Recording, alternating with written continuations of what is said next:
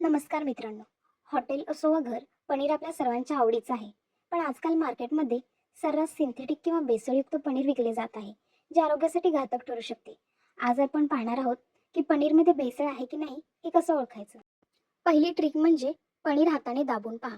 जर पनीर शुद्ध असेल तर ते पनीर हाताने दाबले किंवा चोळले तर त्याचे तुकडे होतात. ते जरी मऊ असले तरी रबरासारखे ताणले जात नाही. पण जर भेसळयुक्त पनीर असेल तर ते रबरासारखे चामट असते. ते हाताने चोळले तरी त्याचे बारीक तुकडे होण्याऐवजी ते एकत्र चिटकून राहते. दुसरी ट्रिक म्हणजे आयोडीन चाचणी. हा खात्रीशीर उपाय आहे.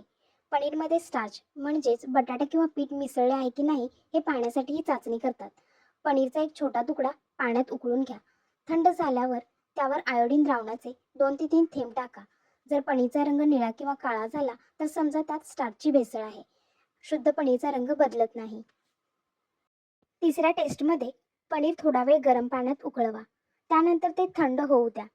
थंड झाल्यावर त्यावर सोयाबीन पावडर किंवा तूर डाळीचे पीठ टाका. जर पनीरचा रंग हळूहळू लाल होऊ लागला तर त्यात युरिया मिसळलेला असण्याची दाट शक्यता असते.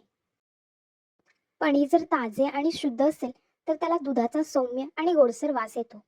याउलट पनीर जर भेसळयुक्त असेल तर अनेकदा त्याला डिटर्जंटसारखा किंवा उग्र वास येतो.